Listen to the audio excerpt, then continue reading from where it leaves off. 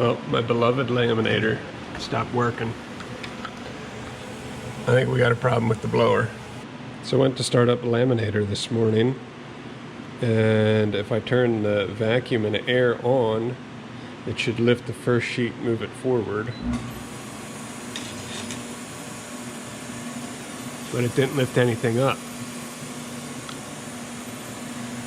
So then I went and I pulled the hoses off, and there's no suction and no positive pressure blowing out. So there's an issue with the blower.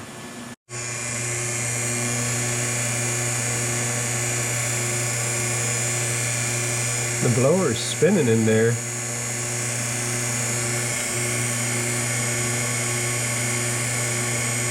I think the shaft is turning. But there's some vanes up here, and I don't know if they're stuck or...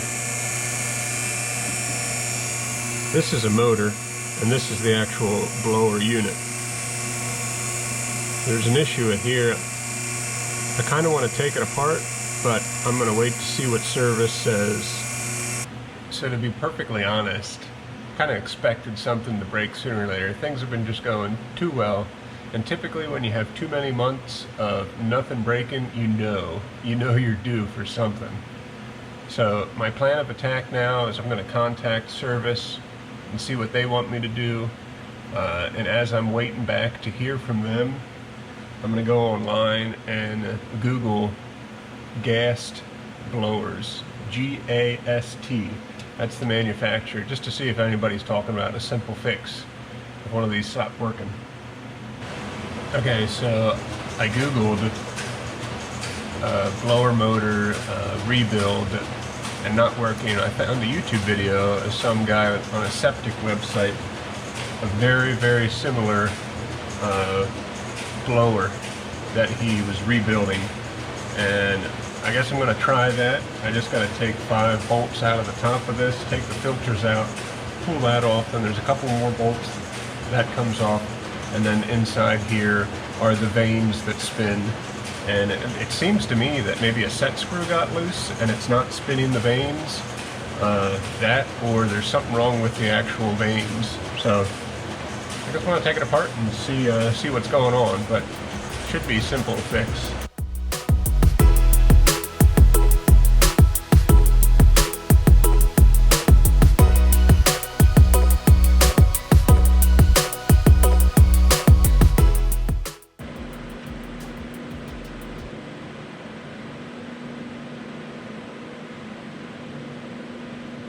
To be honest, it all looks pretty good in here.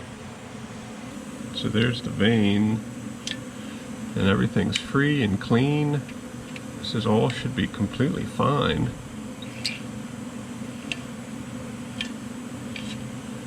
That's really strange. I'm kind of tempted to take these vanes out and turn it on and just see if it spins.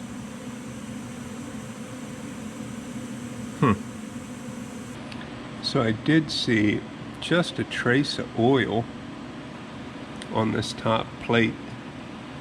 I don't know if possibly they just got stuck back,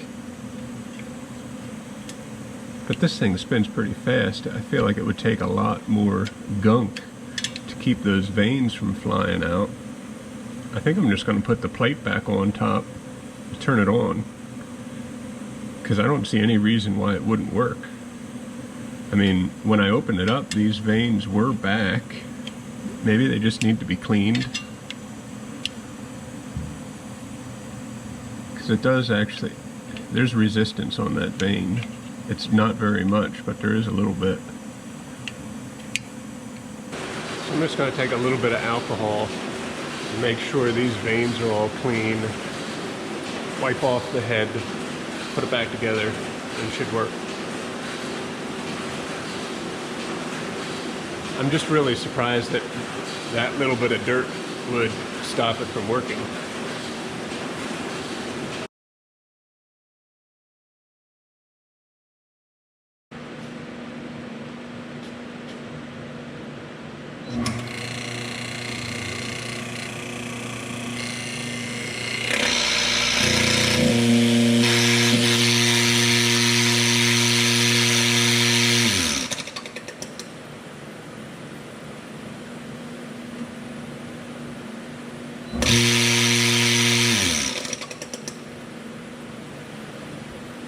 Back in business. That is really surprising though, just that little bit of dirt. And when I turned it on, it didn't really work at first, but it slowly, those fins, I guess, finally went out and made a good seal. Well, we'll see how long that lasts, but now we know how to fix it next time. Let's put this thing back together. I got some covers to laminate. Time's a wasting.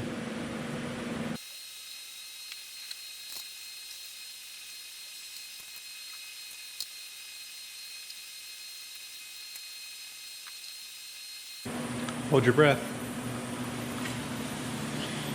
Okay. Feed home. Boom.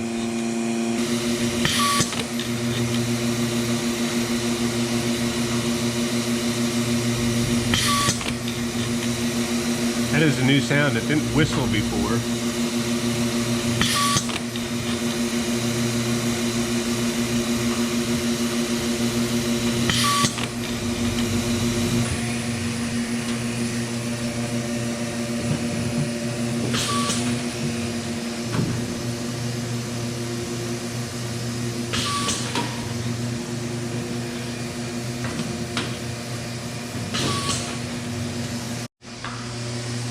So there you have it. Got to keep the vanes clean on a vacuum pump in order for them to work well.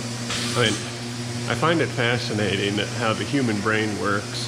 My initial response to that not running was, oh boy, am I going to have to pay for this? How long am I going to be down?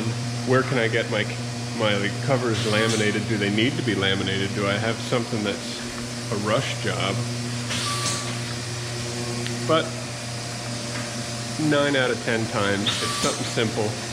So I just need to tell myself to calm down, take a look at it, figure it out. It's usually not that bad. Just wanted to show you guys simple fix for static elimination. I wanted to experiment before I get the unit that would sit in here, which is this unit right here that's used to eliminate static. And I just wanted to see, putting static tinsel on here, if that would help. And it most certainly does. It is attached to this metal rod, which is grounded to the frame. And there is no static at all here. I mean, they're just perfect. So, I mean, that's all it took.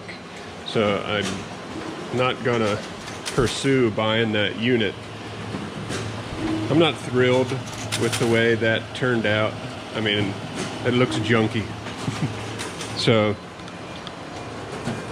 I'm hoping that I can find a spot, probably in the relay unit, where I can just stretch that tinsel across, that each paper would run across it as it's going through. Because I'd almost guess that the relay unit is causing a lot of static with all those rubber belts and the decurling. That probably energizes the paper up. But pretty sure in one spot here or another, I should be able to find a spot to permanently put some static tinsel. I also wanted to show you a real quick, simple fix with a paper clip that I made a little bit earlier. I was running a duplex job, and I kept getting a jam, and the paper was coming through the relay unit here and stopping. And it was weird because it was only printed single-sided, so I thought, well, for some reason it's not getting diverted down back around the duplex unit, it's just coming straight across. So I was correct in thinking that, and this right here is what deflects the paper down, and this little actuator is connected to this plastic arm, and it broke underneath there. So I just took a paper clip down through the actuator up over the arm so the actuator can actually pull that down and deflect the paper. So I need to order a new one of these arms, but the reality is This could probably run for years just like this, and is probably stronger than the plastic part. So I'm sure that they put plastic parts in there because they're real cheap to make compared to metal. But yeah, metal's the way to go there.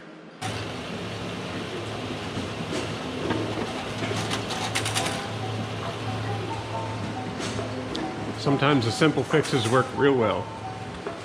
But I'll dress that up at another time. So, thanks for watching. Catch you on the next one.